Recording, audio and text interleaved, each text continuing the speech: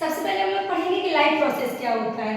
इसके लिए हम लोग को ये समझना है कि लाइफ प्रोसेस क्या होता है। देखो हमारे लाइफ में जितनी भी प्रोसेसेस होते हैं, जैसे डाइजेशन है, न्यूट्रिशन है, ट्रांसपोर्टेशन है, सर्कुलेशन है, कोई भी ऐसा प्रोसेस जिसकी वजह से हम लोग जिंदा रह पा रहे हैं या हम लोग खा रहे हैं, पानी पी रहे हैं, कोई भी प्रोसेस, उन सारे प्रोसेस को हम लोग क्या बोलेंगे?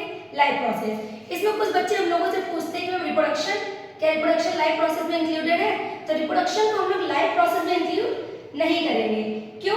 क्योंकि लाइफ प्रोसेस में किसी भी ऑर्गेनिज्म के जिंदा रहने के लिए रिप्रोडक्शन जरूरी नहीं है, केवल स्पीसीज की कॉन्टिन्यूटी को बनाए रखने के लिए लाइफ प्रोसेस मतलब स्पीसीज की कॉन्टिन्यूटी को बनाए रखने के लिए जरूरी है रिप्रोडक्शन। उसके लिए लाइफ प्रोसेस में उसको इंक्लूड करने की जरूरत बिल्कुल नहीं है। लाइफ प्रोसेस में हम लोग उन प्रोसेस को इंक्लूड करेंगे जो कंपल्सरी है या जो नेसेसरी है। किसके लिए?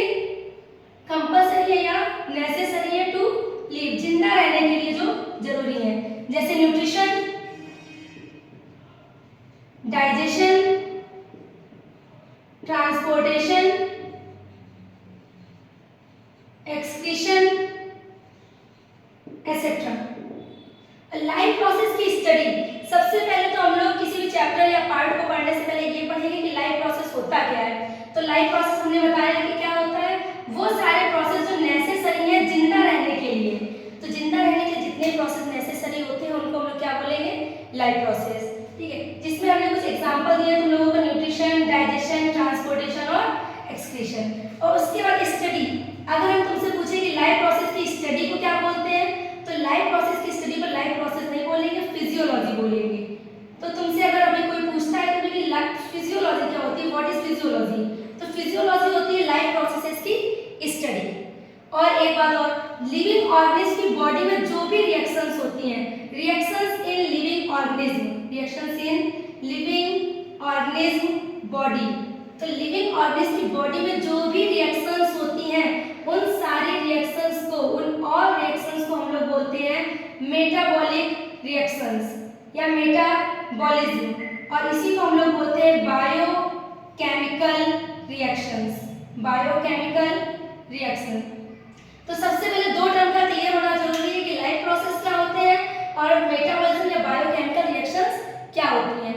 तो हमने पहले तुम लोगों को ये एक्सप्लेन किया है कि लाइफ प्रोसेस वो सारे प्रोसेस होंगे जो जिंदा रहने के लिए जरूरी है, और ऐसा कोई भी प्रोसेस नहीं है हमारी बॉडी के इनसाइड जो चल रहा हो और अगर उसको हम एक भी प्रोसेस को हटा दें और हम लोग जिंदा रह सकें। जैसे लीवर में एक ऑर्निथिन साइकिल चलती है।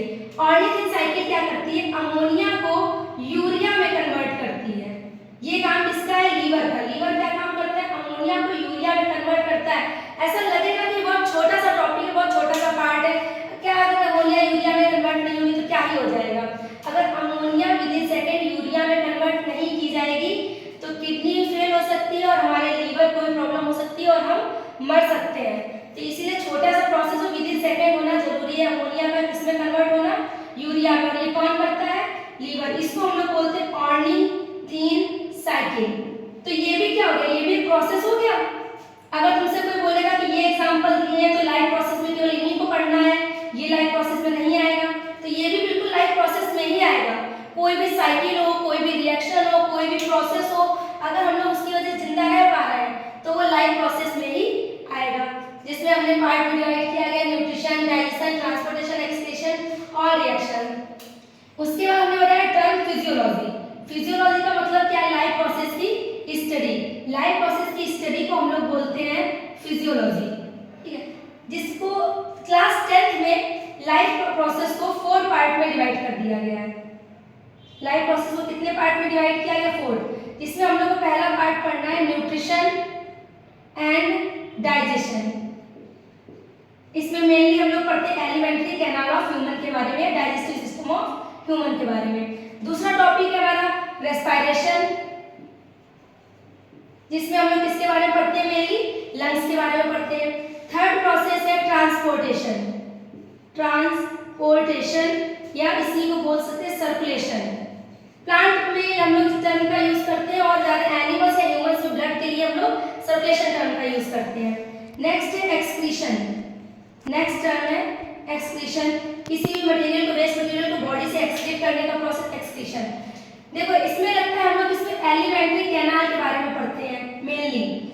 और रेस्पिरेशन में हम लोग मेनली किसके बारे में पढ़ते हैं, लंग्स के बारे में। सर्कुलेशन में मेनली हम लोग पढ़ते हैं हार्ट के बारे में। और एक्सक्रीशन में मेनली हम लोग किसके बारे में पढ़ते हैं, किडनी के बारे में पढ़ते हैं। लेकिन फिर हम बता दें लाइफ प्रोसेस में जिन पार्ट्स को हम लोग पढ़ रहे हैं सिर्फ यही कंपल्सरी नहीं है, किडनी, हार्ट, लंग्स और एलिमेंट्री कैनाल। अगर तुम्हें ऐसा लगता है कि लाइफ प्रोसेस में बस ये 4 पार्ट होते हैं और सारा लाइफ प्रोसेस कंटिन्यू चलेगा, तो बिल्कुल नहीं। मैंने लीवर का काम बताया है ना कि लीवर में क्या चल रही है, ऑर्निथिन साइकिल।